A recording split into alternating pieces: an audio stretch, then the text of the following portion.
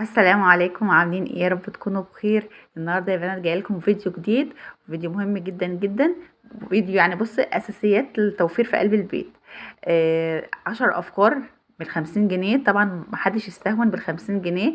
50 جنيه هقول لكم هنجيب بقى ايه. بس قبل ما ابتدي الفيديو، لو لسه اول مره بتشوفيني يا ريت تشتركي في القناه. ولو انت مشتركه في قلب القناه يا ريت تحطي لايك للفيديو. ويا ريت يا بنات تاكدوا على الاشعارات للكل، على الجرس يعني، عشان يوصل لكم كل جديد مني. يلا بقى كده نبدأ الفيديو بتاعنا، وهقول لكم ايه ال10 افكار ب50 جنيه. بس قبل اي حاجة زي ما قلت لك ما تستهونيش ب50 جنيه، ما تقولش مبلغ بسيط.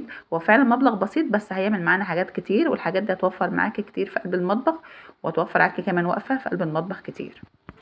بس اول حاجه واهم حاجه، انا عايزه ال50 جنيه دي تكون بره مصروفك. يعني ما تكونش من ميزانيه البيت بتاعتك، اللي هي المصروف اللي انت بتاخديه سواء اليومي او الاسبوعي او الشهر، على حسب ما انت ماشيه البيت. اهم حاجه ال50 جنيه تكون بره مصروفك، خدتيها بقى من جوزك، حوشتيها يعني زي ما انت ما عايزه. يعني كل ما يكون معاك كده شويه فكه، تركنهم كده على جنبه، اول ما يكملوا معاك 50 جنيه تجيبي بقى كده، تمسكي كده ال50 جنيه وتنزلي تجيبي لي ب30 جنيه بطاطس وب20 جنيه طماطم.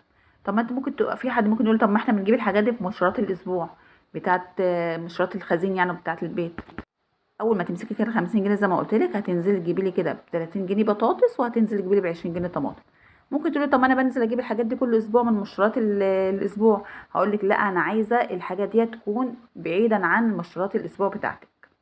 تقولي طب ليه؟ هقول لك عشان خاطر انا عايزه يكون في خزين زياده في قلب البيت. عايزه دايما يكون عندك حاجات بزياده. هنجيب ب20 جنيه طماطم. انا لسه جايبه دلوقتي زي ما قلت لكم في الفيديو اللي قبل منها، كنت قايله لكم انا جايبه ال4 كيلو طماطم ب10 جنيه. فانت تقدر لو دلوقتي لو زادت ممكن تكون ايه، ال3 كيلو مثلا ب10. اسفه يا بنات لو بفصل برجع تاني، زي ما قلت لكم انا عندي اطفال فبيعملوا كده كوارث بره، فبروح اصلح الكوارث وبرجع لكم تاني. زي ما قلت لك هنجيب طماطم، يعني بص ان شاء الله حتى لو 2 كيلو 3 كيلو تعملهم صلصه وتحطهم في قلب الفريزر.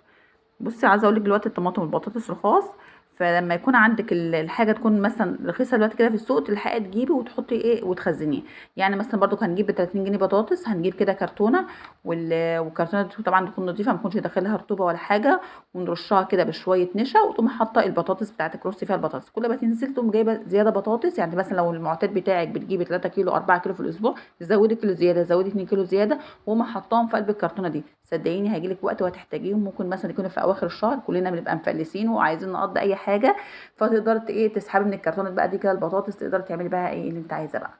فبيبقى عندك ده خزين زياده في قلب البيت. وحتى يا ستي لو مثلا الفلوس معاكي مكفيه، برضو خليها كده مركونين على جنب، وتقدري تسحبي من اللي انت مخزنه منه.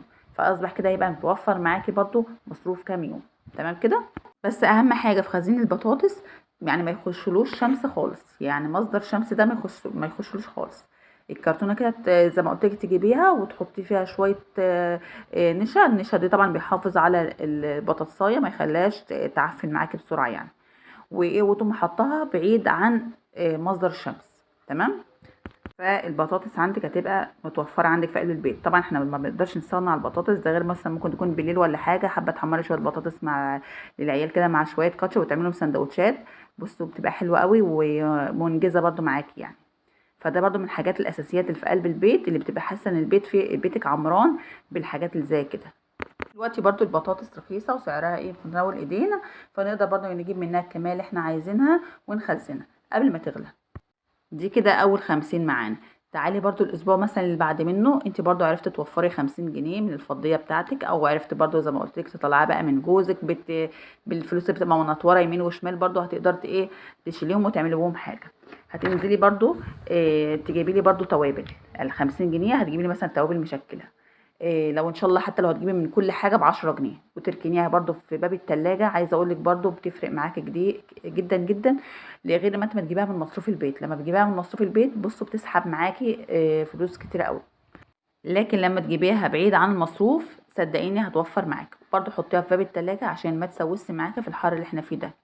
وهاتيها ونسيها لحين ما تيجي تحتاجيها هتلاقيها برضو. تمام. زي ما قلت كده هتجيبي لي بال50 جنيه بتاعتك ايه اللي معاكي، اللي انت قدرتي توفريها من بره مصروفك، هتقدري تجيبي لي بيها توابل برضو. دي هتحطها في قلب باب التلاجة. دي حاجه. الحاجه التانية برضو، لما تنزلي السوق برضو، لما تجمعي 50 جنيه تانية تنزلي برضو السوق وانت بتجيبي مشترياتك، تجيبي لي برضو نوعين من الخضار اللي ينفع يتحط في الفريزر. ايا كان بقى انت بتحبوها، ملوخيه، باميه، فاصوليا خضراء، ورق عنب، كرنب. اهم حاجه بس يكون ايه، نوعين من الخضار.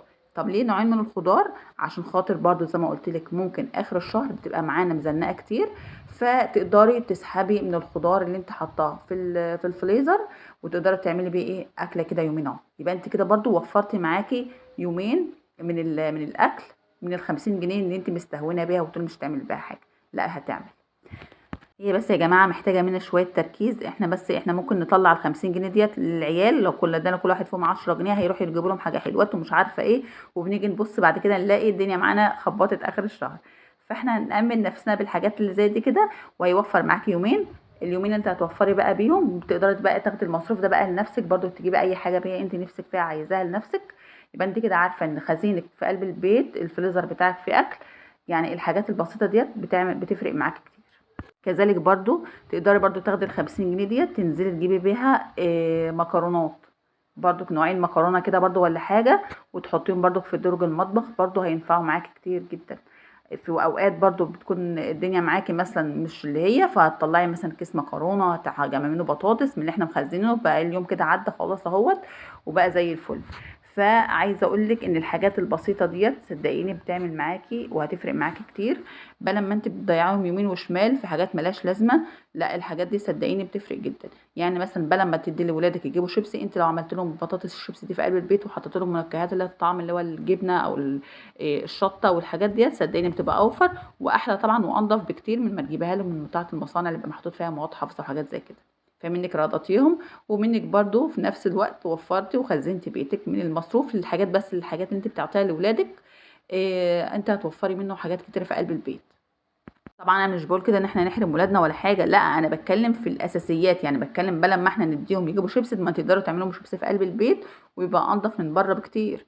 فانا مش معنى كده بقول ان احنا نحرم ولادنا، يعني عشان خاطر ما حدش يجي يقول انت احنا هنقرطها على العيال كمان. لا انا مش قصدي كده خالص والله، انا قصدي بس يعني الحاجات اللي احنا بنضيعها في الكلام الفاضي نقدر نوفر منها في البيت ونعمل منها حاجات تانية في قلب البيت. برضو ال50 جنيه ديت لما تجمع معاك 50 جنيه هتنزلي تجيبي بقى بصل، هتجيبي بقى كلها بصل.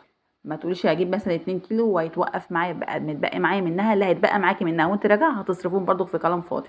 لا انا عايزه ال50 جنيه بقى دي كده كلها تجيبي لي بيها بصل وتحطها لي في قلب التلاجة، قصدي يا رب في قلب درج المطبخ.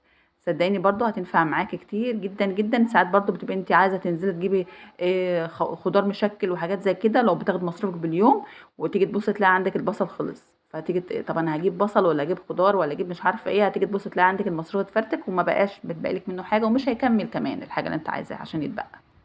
فالحاجات ديت صدقيني بتبقى من اساسيات المطبخ، فلازم تجيبيها وتحطيها كده في قلب بيتك، هتحسي ان بيتك عمران، هتحسي ان انت مش محتاجه حاجه الحمد لله. حتى لو جيت في وقت ولا حاجه برضو الفلوس معاكي مقصره، فالحاجات ديت هتبقى موفره معاكي. يبقى احنا كده وفرنا خضار يومين على الاقل، خزين يومين 3 في اللي هو السخان مكرونه او حاجات من ديت، البطاطس والطماطم اساسي هيبقوا معانا، التوابل هيبقى معانا، كل ده احنا طلعناه من ال50 جنيه اللي انت مستهونه بيها. انت بتقول 50 جنيه مش بتعمل حاجه ومش بتجيب حاجه، مش بتعمل حاجه ومش بتجيب حاجه للناس اللي هي مش عايزه تفكر او مش عايزه تدبر.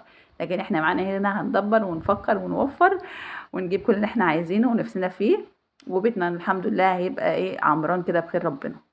اتمنى يا رب الفيديو يكون عجبكم وكلام ما يكونش كتير وتقيل عليكم. انا والله بقول لكم زي ما انا ما بعمل كده لنفسي بالظبط، فانا بقول لكم اعملوا زي ما انا ما بعمل، صدقوني هتفرق معاكم كتير. انا الاول كده كنت ببعزق يمين وشمال واجي ابص الاقي المصروف معايا مش بيكفي، فالتفكير في الحاجات اللي زي دي صدقوني بتبقى احسن. اتمنى اكون فدتكم، ويا رب تنفذوا بقى الحاجات اللي انا قلتها عليها ديت، ولو نفذتوها يا ريت تقولوا لي عشان انا بتشجع لما حد بيعمل ايه الحاجات اللي انا بقولها. دمتم في رعاية الرحمن، والسلام عليكم ورحمة الله وبركاته.